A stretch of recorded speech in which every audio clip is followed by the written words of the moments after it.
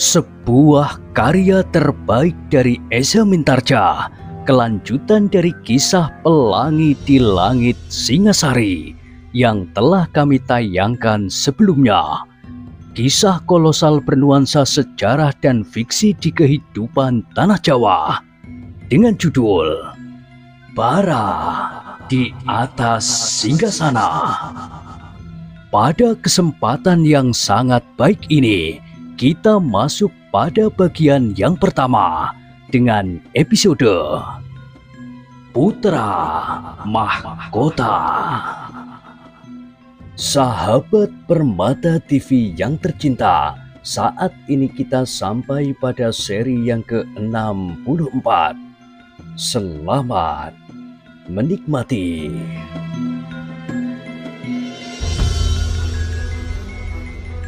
Di akhir kisah sebelumnya disebutkan, Sumekar tidak segera menjawab. Ia sengaja tidak banyak memberikan keterangan. Ia belum tahu pasti lawan berbicaranya itu, sehingga mungkin sekali keterangannya dapat disalahgunakan. Tetapi menilik pengenalan yang hampir lengkap itu, Sumekar semakin lama semakin menaruh kepercayaan. Meskipun ia masih juga tetap berhati-hati. Karena itu, berkata Witantra kemudian, "Aku berharap bahwa Singasari yang telah dibina oleh Ken Arok, yang bergelar Sri Rajasa Batara Sang Amurwa Bumi ini dapat diselamatkan. Kalau ia bergeser dari keturunan Ken Dedes ke keturunan Ken Umang, maka tidak akan dapat membayangkan apa yang akan terjadi kelak, meskipun Ken Umang itu adalah iparku." Sumekar mengangguk-anggukkan kepalanya. "Tetapi jangan salah paham, yang penting bagiku bukan keturunan Aku Tunggul Ametung, tetapi justru keturunan Ken Dedes." "Kenapa?" tiba-tiba Sumekar bertanya. "Hak atas tahta Tumapel memang sudah berpindah dari Aku Tunggul Ametung kepada Ken Dedes atas kerelaannya sendiri. Dan selanjutnya, Ken Dedes memang seorang perempuan yang memiliki tanda-tanda khusus bahwa ia akan menurunkan raja-raja di atas kerajaan ini."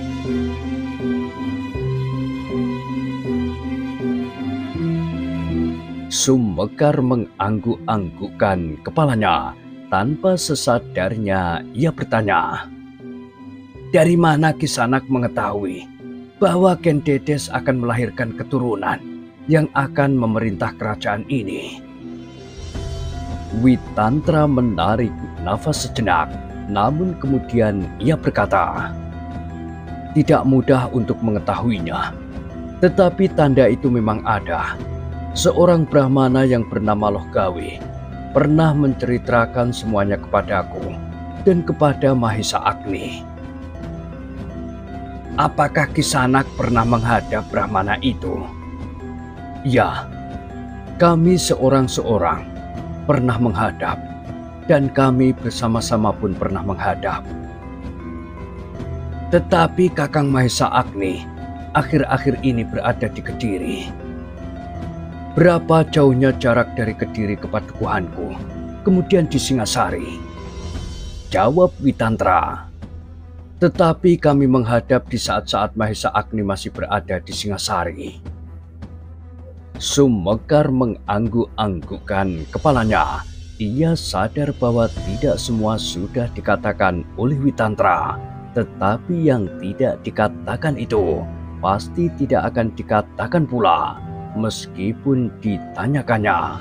Karena itu, maka Sumekar pun tidak bertanya kepadanya. "Sudahlah Kisanak," berkata Witantra itu. "Aku kira pertemuan kita sudah cukup.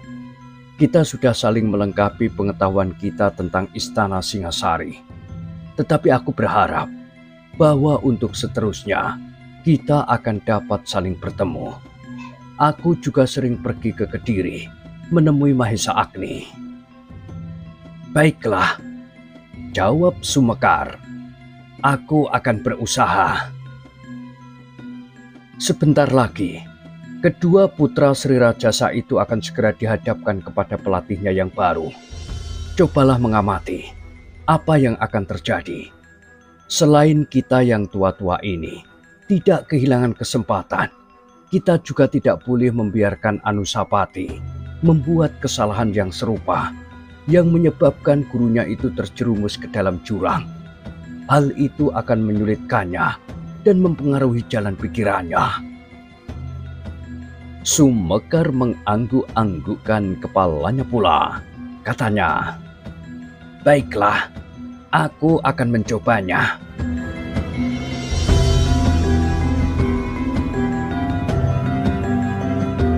Di sini, aku akan selalu menunggu Kisanak setiap kali. Aku dapat menghitung hari kapan Kisanak keluar dari istana, berkata Witantra selanjutnya. Biasanya di hari-hari keempat. Di hari keempat yang pertama Kisanak kadang keluar di pagi hari. Sedang di hari keempat yang kedua, kadang-kadang Kisanak keluar di sore hari. Sumekar menarik nafas dalam-dalam. Ternyata Witantra itu tahu tepat kapan ia mendapat waktu untuk beristirahat. Setengah hari di hari keempat, pagi kadang-kadang sore, dan Witantra telah menghitung hari itu. Sambil tersenyum Witantra itu kemudian berdiri. Katanya, "Jangan heran, orang-orang tua yang sudah tidak mempunyai kerja apapun seperti aku ini selalu mempunyai waktu untuk melakukan hal-hal yang kadang-kadang aneh dan bahkan tidak masuk akal bagi orang lain. Seperti menghitung hari-hari istirahat, memperhatikan saat-saat Sri Rajasa berburu sebulan sekali, dan hal-hal yang sama sekali tidak penting bagi orang lain." Sumekar pun tersenyum pula. Jawabnya, "Pengamatan Kisanak memang luar biasa. Kisanak adalah orang yang sangat telaten dalam mempelajari sesuatu masalah." Witantra pun kemudian tertawa. Katanya, "Terima kasih atas pujian itu. Sekarang aku minta diri. Kita akan sering bertemu di hari-hari mendatang."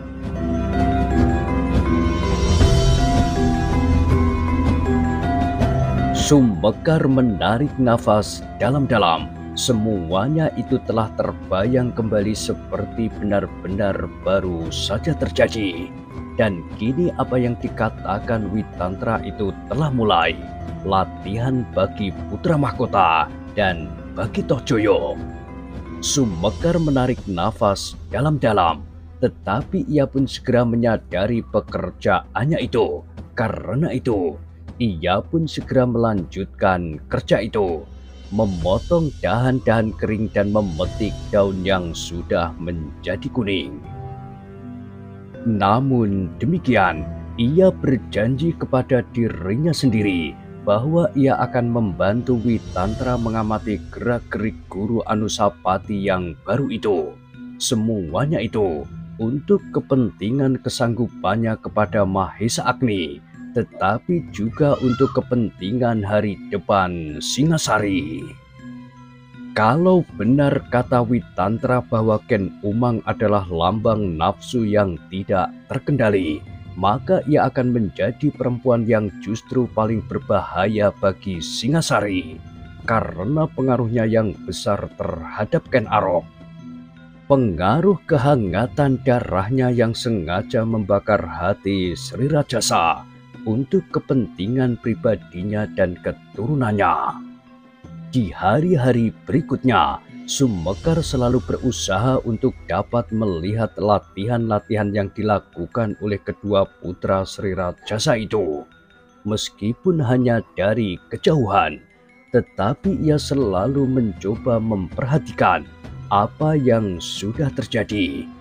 Dengan demikian ia dapat melengkapi cerita Anusapati dengan pengamatannya langsung atas pelatih yang baru itu. Namun pada itu, ternyata Tohjoyo telah menyampaikan kepada ibunya apa yang dialaminya di hari pertama, sehingga Ken Umang kemudian telah memanggil saudara sepupunya yang menjadi perwira prajurit itu. Kenapa kau berbuat begitu? Ken Umang bertanya. Apakah hamba bersalah? Bertanya perwira itu. Tentu, Kakang sudah memihak, dan adalah aneh sekali bahwa Kakang berpihak kepada Anusapati. Bukankah kemenakanmu itu toh Joyo? Dan bukankah aku pula yang telah mengusulkan kau diangkat menjadi seorang prajurit dan bahkan seorang perwira? Pekerjaanmu sekarang jauh lebih baik dari pekerjaanmu di Padukuhan. Kau hanya sekedar mendapat upah karena kau mempunyai ilmu. Kau diupah apabila kau mendapat pekerjaan mengawal seseorang atau serombongan pedagang yang akan melintasi jalan-jalan yang berbahaya. Tetapi di sini, kau mendapatkan semuanya. Penghasilan yang cukup, kehormatan sebagai seorang perwira, dan pekerjaan yang ringan. Terasa sesuatu bergetar di dada perwira itu. Kakang, berkata Ken Umang kemudian. Aku minta kesediaanmu untuk mengasuh Toh Joyo sebaik-baiknya. Baik ia sebagai kemenakanmu, maupun ia sebagai putra Sri Rajasa. Kau jangan membuat ia berkecil hati dan membuat Anusapati menjadi besar kepala. Itu bukan maksud kami, bukan maksudku dan bukan maksud Sri Rajasa. Anusapati harus tetap berjiwa kerdil, tidak memiliki kemampuan yang cukup untuk menyamai Toh Joyo, dan tidak mempunyai kepercayaan kepada diri sendiri. Itulah tugasmu, bukan sebaliknya. Bahkan kau telah menyalahkan Toh Joyo di hadapan Anusapati. Tuan Putri, jawab perwira itu. Hamba tahu benar tugas hamba. Tetapi apakah dengan demikian justru tidak membuat Tuanku Toh Joyo tersesat? Sebab Tuanku Toh Joyo tidak melihat keadaan yang sewajarnya. Kalau ia terus-menerus merasa dirinya benar dan menang, maka pada suatu saat, apabila ia terjun ke dalam pergaulan, ia akan menjadi canggung. Mungkin Tuanku Putra Mahkota akan berhati kerdil, tidak mempunyai kepercayaan kepada diri sendiri, dan selalu mengalah. Tetapi orang lain pasti tidak akan bersedia berbuat demikian. Nah, dalam keadaan itu, baru akan terasa bahwa Tuanku Toh Joyo akan kehilangan pegangan. Ia akan terkejut terbentur pada sikap yang tidak sekedar mengalah, ketakutan, dan tidak berpendirian.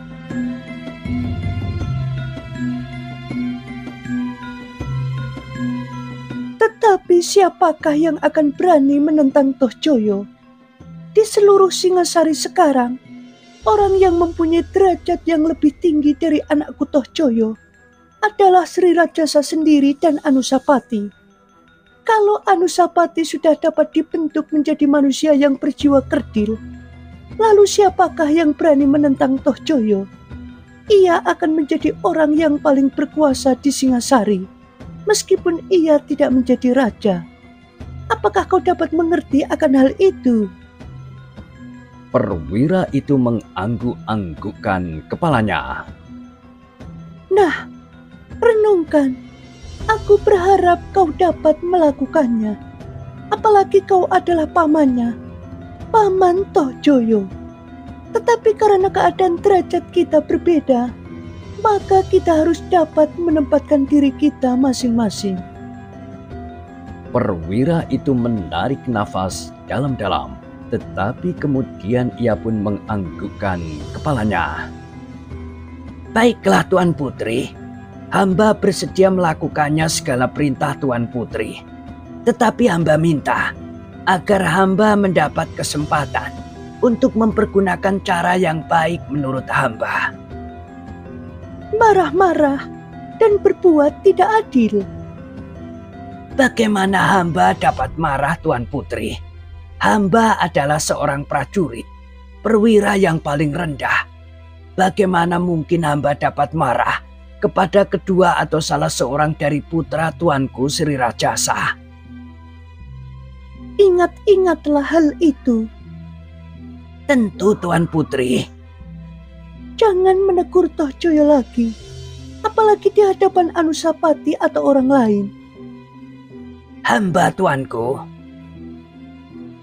Terima kasih. Aku serahkan kedua putra Sri Rajasa itu ke dalam tanganmu. Kau harus membentuknya, membentuk kedua-duanya menjadi manusia yang aku inginkan. Kau mengerti? Toh Joyo harus menjadi orang yang paling berkuasa, bahkan lebih berkuasa dari Sri Rajasa itu sendiri. Gila. Perwira itu menggeram di dalam hatinya. Baiklah, berhati-hatilah. Hamba, tuanku. Hamba akan selalu mengingat segala pesan Tuan Putri.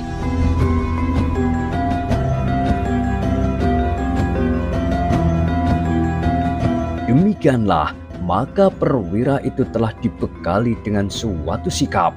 Tetapi ternyata ia bukan seorang penjilat yang sangat lemah hati. Ia masih mempunyai diri, meskipun ia tidak berani berterus terang.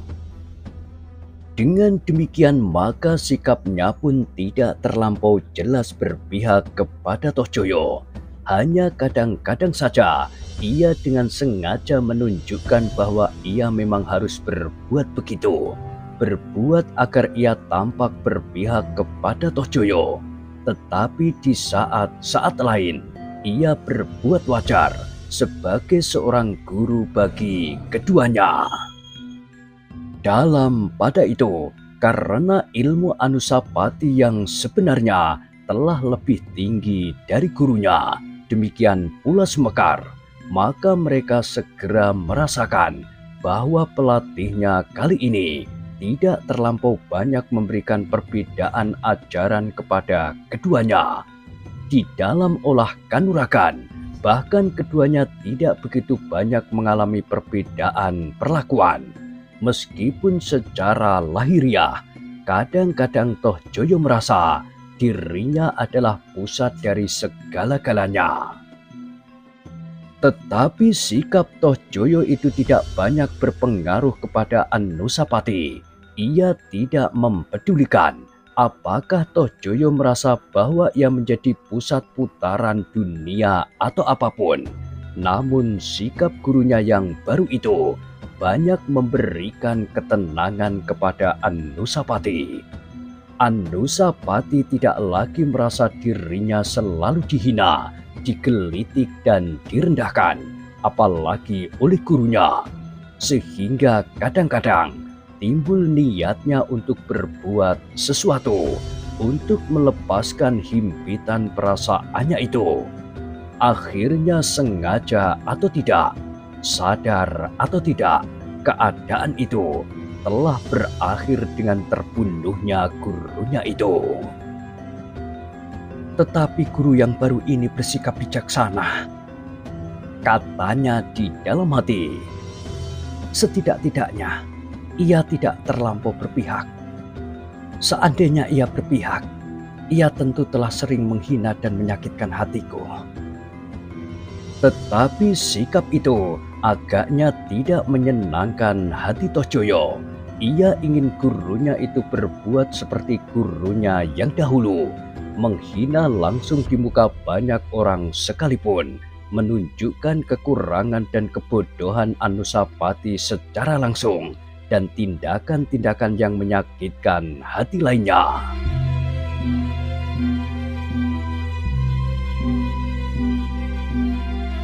Kakang, berkata Ken Umang pada suatu saat kepada perwira itu, aku berterima kasih bahwa kau sudah berusaha melakukan tugasmu dengan baik.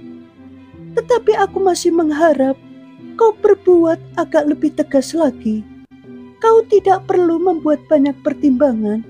Serahkan segala akibatnya kepadaku dan kepada Sri Rajasa. Seandainya Anusapati merasa dirinya terhina, atau bahkan merasa dirinya dikesampingkan. Meskipun ia putra mahkota, tetapi Sri Rajasa sama sekali tidak menyukainya. Dan kau tahu apakah sebabnya? Hanya untuk menjaga ketentraman Singasari sajalah, maka ia ditetapkan menjadi seorang putra mahkota. Karena menurut wujud lahiriahnya, ia adalah anak yang sulung. Hamba Tuan Putri, jawab perwira itu. Hamba akan mencoba, tetapi menurut pertimbangan hamba, sikap hamba tidak sebaiknya terlampau jelas dapat dilihat dan dirasakan oleh orang lain, seandainya ada yang melihatnya. Dengan demikian, orang tidak akan menganggap Tuanku Tohjoyo mempunyai kelebihan apa-apa lagi. Orang menganggap bahwa kelebihan Tuanku Tohjoyo adalah suatu hal yang wajar sekali karena gurunya berpihak kepadanya. Ken Umang mengerutkan keningnya. Kau terlalu mempunyai banyak pertimbangan, berkata Ken Umang kemudian. Itu tentu hanya perasaan saja. Tidak akan ada orang yang memperhatikannya. Tetapi bagi seorang prajurit, apalagi bagi seorang perwira dan senopati yang kebetulan melihat, meskipun hanya sekilas, akan jelas baginya bahwa kelebihan Tuanku Tohjoyo adalah hal yang wajar sekali, tidak mengherankan dan apalagi mengagumkan. Tetapi kalau sikap hamba tidak jelas seperti sekarang, bahkan ternyata Tuanku Tohjoyo sendiri tidak tahu, maka hamba dengan bangga akan dapat mengatakan kepada siapapun bahwa Tuanku Tohjoyo mempunyai banyak kelebihan dari Tuanku Anusapati. Ternyata dengan latihan-latihan yang sama, hasilnya bagi keduanya sangat berbeda. Ken Umang mengerutkan keningnya dan saudara sepupunya yang diangkatnya menjadi pelatih putranya itu melanjutkan. Kalau sejak semula banyak orang yang mengetahui perbedaan sikap itu, setidak-tidaknya apabila Tuanku Anusapati sendiri merasakannya dan mengatakan kepada orang lain, maka setiap orang yang melihat kelebihan Tuanku Tohjoyo tidak akan mengaguminya lagi. Ken Umang mengangguk-anggukkan kepalanya. Katanya, ada juga kebenarannya. Tetapi bagaimanapun caranya, namun Tohjoyo harus mempunyai kelebihan dari Anusapati. Aku tidak puas dengan pelatihnya yang lalu. Di arena, Tohjoyo tidak segera dapat memenangkan perkelahian itu. Nah, sedangkan setiap orang sudah tahu bahwa pelatih itu berpihak kepada Tuanku Tohjoyo.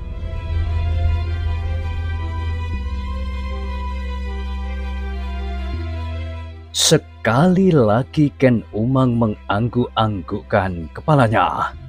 Katanya, baiklah, terserahlah kepadamu. Tetapi kau tidak boleh menyakiti hati Tohjoyo seperti yang pernah terjadi. Hamba Tuan Putri, aku akan menunggu hasilnya. Setahun lagi aku akan membuat neraca imbangan bagi keduanya. Agaknya demikian juga niat Tuanku Sri Rajasa.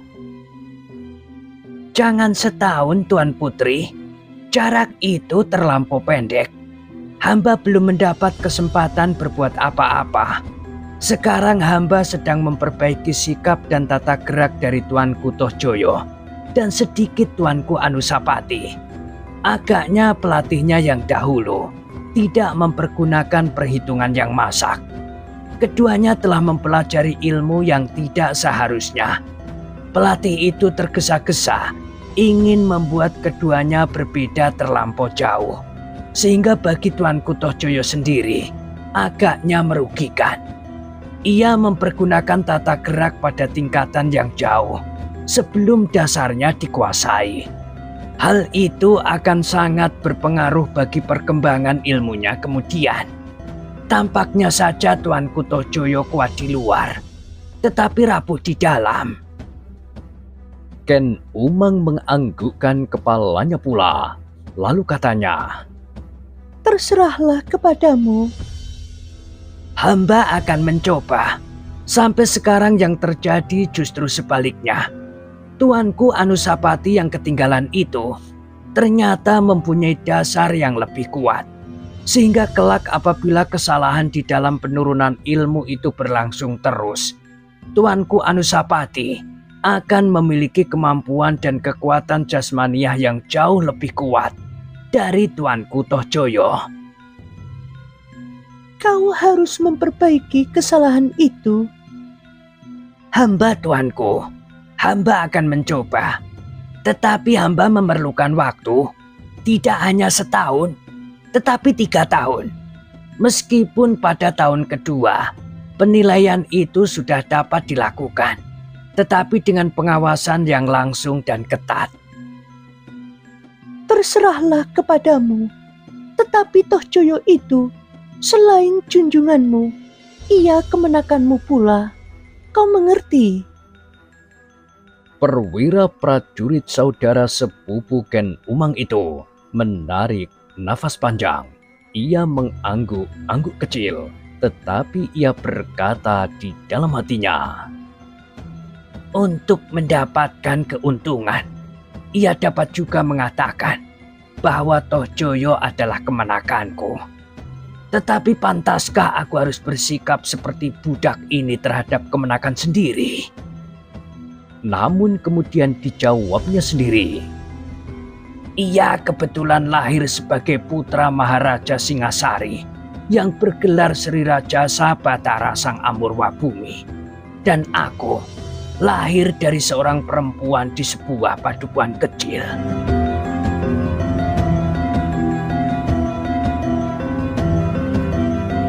Baiklah Kakang, Berkata Ken Umang kemudian.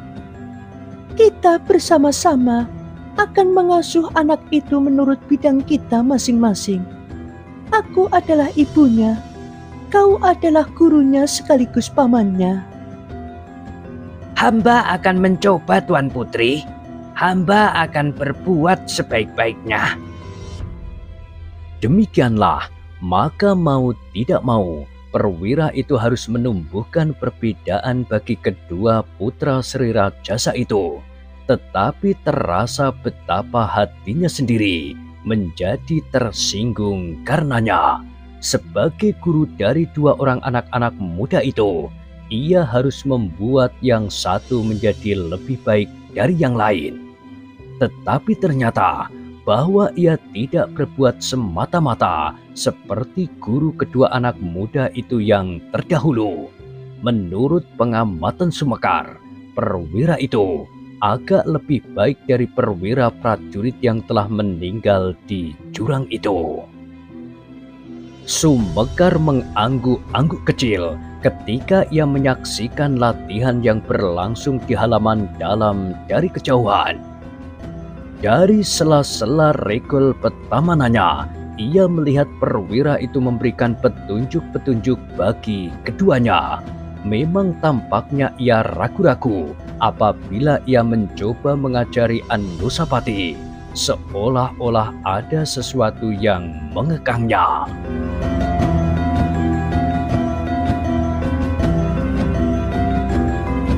Tetapi ia tidak berniat buruk. Berkata Sumekar kepada diri sendiri, seperti juga Anusapati berkata kepada dirinya sendiri. Ia tidak berniat buruk. Hei! Tegur seorang juru taman kawan Sumekar yang melihat Sumekar asik menyaksikan latihan itu dari kejauhan. Apakah kau ingin berlatih seperti kedua anak muda itu? Sebenarnya, Jawab Sumekar. alangkah senangnya apabila aku mampu melakukan tata gerak seperti mereka. Kalau kau dapat melakukan, Apa yang kau kerjakan pertama-tama sekarang? Sekarang? Iya, sekarang. Sumekar mengerutkan keningnya, kemudian katanya, Merampas rangsumu? Desis kawannya, tetapi kemudian ia tertawa. Hehehe, hanya itu? Tidak, aku akan merampas temanmu juga. Tidak bisa. Kalau kau mampu bergerak seperti itu, aku pasti mampu berkelahi sekarang, Tuanku Sri Rajasa. Aku putar lehermu, kemudian aku banting kau di atas semak berduri itu. Sumekar termenung sejenak, namun kemudian ia pun tertawa. Katanya, Hei, jangan marah. Bukankah aku belum merampas rangsumu? Orang itu memandang Sumekar sejenak, tetapi ia pun tertawa juga. Katanya, Hehehe, aku pertahankan rangsumku dengan nyawaku. Keduanya pun tertawa. Namun dengan demikian Sumekar tidak lagi dapat memperhatikan latihan itu dengan baik. Setiap kali ia terpaku pada tata gerak yang samar-samar. Kawannya berkata, Hei, bekerjalah. Kalau putra mahkota itu melihat kau menjadi malas, kau akan dimarahinya. Sumekar mengangguk-anggukkan kepalanya, tetapi kemudian ia berkata, Aku belum pernah melihat tuanku putra mahkota itu marah. Sebenarnya marah. Kawannya seakan-akan berpikir sejenak. Lalu katanya, Iya, aku lebih lama bekerja di sini daripada kau. Tetapi aku juga belum pernah melihat putra mahkota itu marah. Selanjutnya Sumekar tidak sempat lagi melihat latihan berikutnya. Tetapi di hari-hari lain ia mendapat kesempatan meskipun hanya sepotong-sepotong. Namun dengan demikian ia mendapat kesimpulan bahwa Guru Anusapati yang baru ini tidak menambah beban perasaan putra mahkota itu. Hal itu telah dibenarkan oleh Anusapati ketika Sumekar berkesempatan untuk bertemu. Memang ia berbuat kurang adil, berkata Anusapati. Ia membina Adinda Tohjoyo lebih baik daripada aku, tetapi tidak terlampau menyolok seperti pelatih yang dahulu. Dan yang lebih penting, perwira itu tidak pernah membuat hatiku terlampau sakit. Syukurlah, ternyata sifatnya tidak segarang wujudnya. Bukankah begitu, tuanku? Iya, wujudnya jauh lebih kasar dari pelatih yang dahulu. Tetapi meskipun sikapnya kadang-kadang kasar juga, namun ia jauh lebih jujur. Ia bukan orang yang licik seperti yang dahulu. Sumekar mengangguk-anggukkan kepalanya. Hamba akan mengikutinya dari kejauhan. Ya, Paman. Aku harap Paman membantu pengamatanku kalau aku salah tangkap, sehingga pada suatu saat aku akan terjebak karenanya.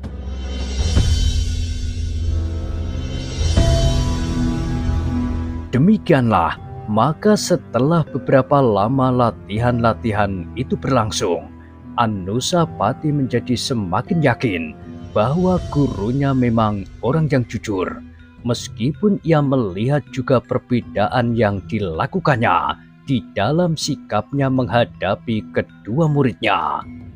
Dalam pada itu, ketika Sumekar berkesempatan keluar dari istana, berjalan-jalan menikmati hari istirahatnya, maka sekali lagi ia ditemui oleh orang yang bernama Witantra itu. Kali ini ia bertanya tentang sikap Guru Anusapati yang baru itu. Seperti yang pernah terjadi, keduanya pun kemudian duduk di bawah sebatang pohon yang rindang di tepi jalan sambil melihat orang yang lalu lalang.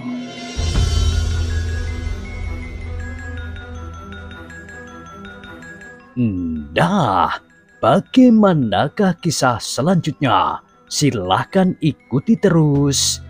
Kisah Bara di Atas Singgasana pada kesempatan berikutnya.